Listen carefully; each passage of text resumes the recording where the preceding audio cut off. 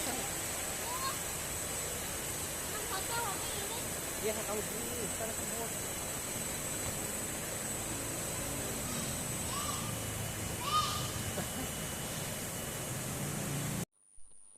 Assalamualaikum warahmatullahi wabarakatuh. Berjumpa lagi dengan saya di Biwas Laundry. Oke. Kali ini saya akan coba bahas yaitu mengenai kelemahan dan solusinya seperti apa. Nah, kelemahan usaha laundry adalah menjadi permasalahan tersendiri yang harus dihadapi di setiap pengusaha ya.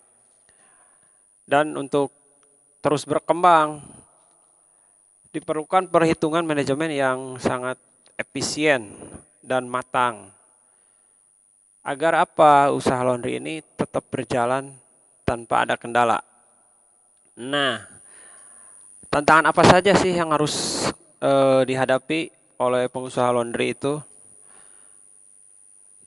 Misalkan skemanya usaha laundry itu seperti apa. Jadi sebelum memulai usaha, ada baiknya kita melakukan research atau survei tempat dan memahami skema usaha laundry itu seperti apa. Karena skema dalam usaha itu berfungsi adalah rambu-rambu untuk menjalankan usaha itu sendiri. Apa aja yang harus diperhatikan di dalam skema usaha laundry ini? Yaitu 1, survei tempat. 2, menentukan pasar atau target pasar apa aja, apa mahasiswa, apa kos-kosan karyawan. Tentu untuk target sendiri itu banyak, bisa ibu rumah tangga juga sendiri sekarang kan lagi pada sibuk arisan atau apa, mending pada ngelondri kayak gitu kan, laundry ke tempat laundry biasanya gitu, apa baik orang-orang ibu-ibu yang karir seperti itu. Nah, penyesuaian target market jenis usaha laundry itu perlu pertimbangan agar sesuai dengan apa yang dibutuhkan konsumen. Misalkan mahasiswa tentu beda dengan karyawan. Seperti mahasiswa banyaknya mereka pengennya murah, kiloan. Beda dengan karyawan, apalagi karyawan bank, mereka kan pengennya satuan. Apalagi banyak kayak jas-jas kalau karyawan seperti itu. Nah, kalau untuk yang ketiga yaitu yang paling penting adalah branding atau promosi ya. Tentu saja memerlukan yang tidak mudah, strategi yang tidak mudah untuk memulai promosi melalui sosial media, billboard atau spanduk apa gitu, Google Map atau Google Business ya. Salah satu strateginya seperti itu. Apalagi kan sekarang bisa Instagram, TikTok dan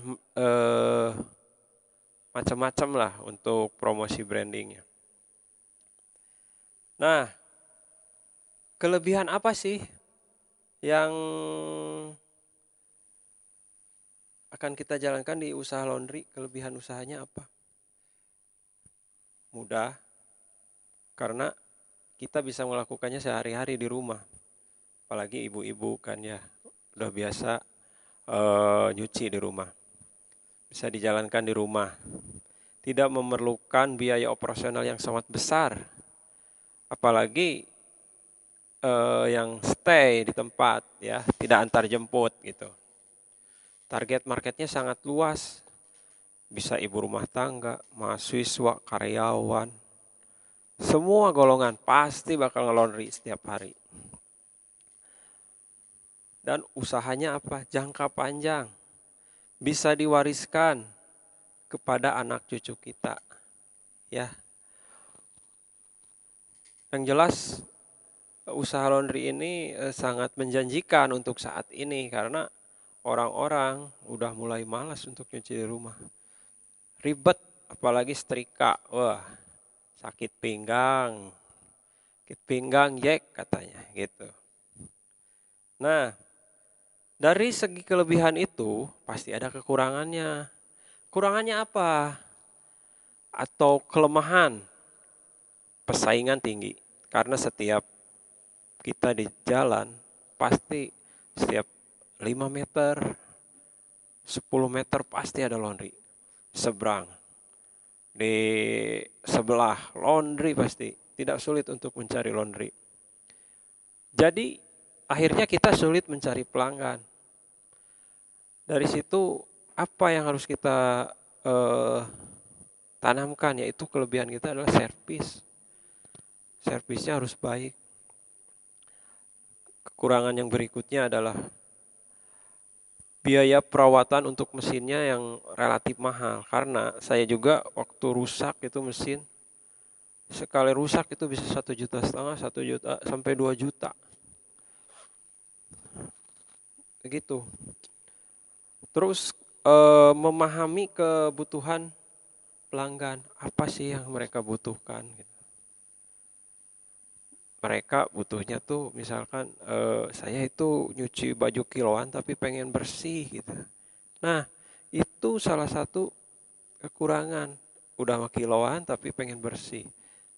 Ya itu di situ kelebihan kita berarti. Kita harus servis, apalagi baju-baju anak-anak sekolah itu yang putih kerahnya, apalagi anak sekolah kan suka main bola apa, itu banyak yang kotor. Nah, di situ kelebihan kita, kita harus coba beda dengan yang lain. Kita bersihkan dulu. Tidak apa-apa makan waktu, tapi di situ kelebihan kita, orang akan balik lagi ke kita. Ya, yaitu memahami kebutuhan pelanggan. Yang kelemahan atau kekurangannya sering mendapat keluhan. Baju sobek, padahal kita dari awal misalkan nggak tahu bahwa itu sobeknya di rumahnya atau di kita. Baju jadi bladus ya, baju putih jadi kuning atau apa. Nah itu kita sering mendapatkan keluhan-keluhan seperti itu. Baju hilang, kadang-kadang mereka lupa misalkan di lemari tertumpuk, pasti nanyain ke kita dulu. Mas, ada baju ini nggak? Baju saya nggak ada. Saya oke Bu, akan kita cari dulu. Ternyata di saya juga nggak ada, karena saya tuh biasanya kalau ngelondri itu kiloan itu per keranjang per orang itu udah pasti kita pisahin. Alangkah baiknya kita kalau ngelondri itu dihitung ada berapa piece gitu. Itu untuk mengantisipasinya. Terus yang sering kekurangan itu adalah manajemen yang biasanya kita belum matang. Makanya kalau ada uang laundry kita jarang catat, sakuin, kepake kadang-kadang. Waduh, hilang uang, kok pendapatan segini uangnya. Saya sering dulu pas awal-awal seperti itu, uangnya kok nggak ada. Aduh, pusing itu. Nah, itu ya kelemahan dan kekurangan. Banyaklah nanti kalau kita udah cimplung di dunia laundry pasti akan banyak kita pengalaman-pengalaman yang akan kita dapat lah di situ ya kalau yang ingin usaha ini. Jadi kata pepatah kan guru yang paling baik adalah pengalaman. Nah, begitupun apapun pun apa yang kita menjalani laundry kita harus jalani dulu biar tahu gitu. Jangan melihat kata orang, laundry kayak gini. Kalau kita belum cimplung di dunia itu kita nggak akan tahu. Karena saya udah usaha beberapa kali apapun saya jalani gitu, biar saya tahu gitu. Tapi kelemahan saya ya dulu nggak pernah saya evaluasi, kekurangan kelebihan sayanya gitu. Nah pas di laundry ini kan karena kita banyak ngobrol dengan yang lebih tahu gitu, jadi masukan dan sarannya seperti apa. Makanya saya ini bertahan di sini. Ya alhamdulillah sih sekarang sudah melewati hal-hal yang kesulitan itu gitu. Sekarang tinggal menikmati yang udah ada servis buat pelanggan gitu. Gimana cara mempertahankannya itu yang akan lebih sulit gitu. Nah, apa aja sih yang untuk menunjang sehingga bisnis ini terus berkembang? Cara mengatasi risiko usaha laundry apa aja? Salah satu hal yang paling penting menjalankan bisnis laundry adalah manajemen. Manajemen yang dimaksud yaitu bermacam-macam, mulai dari pemasaran, produksi di dalam. Kadang-kadang kan kita suka maksudnya kurang sinkron dengan yang di dalam, yang produksi misalnya. Harusnya udah beres, pas datang pelanggannya belum beres. Nah, hal-hal seperti itu masih banyak yang terdapat di saya kadang-kadang. Biasanya ekspres, tapi yang ngambil yang misalkan yang di depan lupa nyampaikan, kadang-kadang itu yang hal-hal seperti itu yang harus diperhatikan. Jadi eh, kita juga harus tahu solusinya. Gimana sih solusinya untuk menghadapi kelemahan atau yang tadi disebutkan di atas. Jadi mengatasi persaingan yang tinggi di dunia bisnis laundry adalah atau kompetitor itu biasa terjadi atau lumrah. Justru itu memicu kita untuk bersemangat, apa kelebihan di laundry kita gitu kan. Jadi kita perlu eh, target yang jelas gitu kan. Meskipun terdapat kompetitor di daerah kita, apa yang akan kita lakukan? Melakukan inovasi-inovasi, servis yang baik, eh, menciptakan usaha-usaha laundry itu mereka jadi nyaman dengan kita gitu. Servis, misalkan kebersihan, wanginya tidak hilang. Sehingga laundry yang kita miliki itu punya identitas gitu, keunggulan dibanding laundry yang lain. Meskipun kita mahal sedikit, tapi mereka balik lagi ke kita karena kita punya kelebihan eh, di situ gitu. Terus kita harus menggunakan strategi marketing pelanggan untuk pelanggan, menggunakan strategi pemasaran di sosial media, Google Bisnis gitu kan. Banyak lah sekarang itu lagi, TikTok, Facebook dan semacamnya. Servis apa kelebihan kita? Bisa antar jemput gratis. Biar mereka diem di rumah, kita yang akan datang gitu. Pick up ya istilahnya. Nah, salah satu misalnya tadi ada perawatan mahal, apa aja sih yang harus dirawat? Mengatasi biaya perawatan mahal.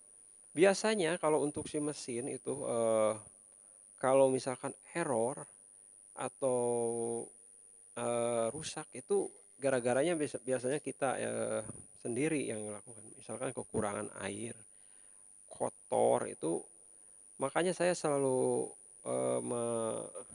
menginfokan ke tim bahwa setiap 2 minggu sekali atau seminggu sekali mesin itu harus dibersihkan. Karena dari air itu kan banyak yang kotor walaupun kita pakai saringan itu. Nah, kotor itu kan bisa memicu ke si mesin itu tersendat, kalau lama-lama kan berkarat gitu. Jadi itu yang membuat kotor, misalnya menat atau apa, nanti jadi rusaknya kemana-mana gitu. Nah itu untuk mengatasi relatif perawatan ya. Kalau bisa juga kita harus bisa bongkar sendiri. Kayak, aduh bikin ganti ini misal ganti ini kita harus tahu sendiri lah. Lama-lama kita paham juga. Kalau saya kan dulu kalau perawatan mahal banget itu. Keuntungan udah habis. Udah perawatan. Nah dari situ saya berpikir mending saya bongkar sendiri. Coba sendiri gitu. Kayak ngeriset mesin itu. Karena saya pakai yang 2 tabung yang atas bawah. Riset itu kan kalau datangin orang itu harus bayar minimal 50.000. Nah, kalau sekarang saya udah coba pelajari di buku panduannya, akhirnya saya bisa untuk ngeriset sendiri gitu mesin-mesin. Kebetulan pakai Mytech gitu kan, yang dua tabung. Itu mungkin untuk solusi perawatan yang begitu mahalnya. Jadi untuk teman-teman yang mau buka usaha sendiri laundry, gak usah takut untuk menjalani itu. nanti juga kita nemukan solusinya seperti apa gitu. Kenapa banyak sekarang tuh laundry udah buka tutup, buka tutup. Nah, biasanya hal seperti itu karena mereka itu dari biaya kontrakan yang paling tinggi sih kalau untuk si laundry sendiri. Nah, saya sih usahain kalau suatu saat udah laundrynya udah besar, udah bisa nyicil misalkan untuk beli tempat. Itu yang paling penting adalah investasi untuk tempat karena kalau untuk kontrak misalnya 3 tahun, 4 tahun, 5 tahun itu lumayan lumayan tinggi biayanya. Itu solusi untuk kontrak tempat biasanya banyak yang bangkrut karena nggak bisa menutup biaya. Biasanya biayanya itu sampai 40 juta, 60 juta. Itu untuk awal-awal tuh berat di kontrakan biasanya. Untuk eh, solusinya yaitu untuk bikin buka usaha tapi supaya nggak ngontrak, kita di rumah dulu aja. Di rumah terdekat, nanti kalau kita udah punya modal usaha untuk buka kira-kira nih untuk di tempat, beli tempat bisa nggak? Saya yakin bisa.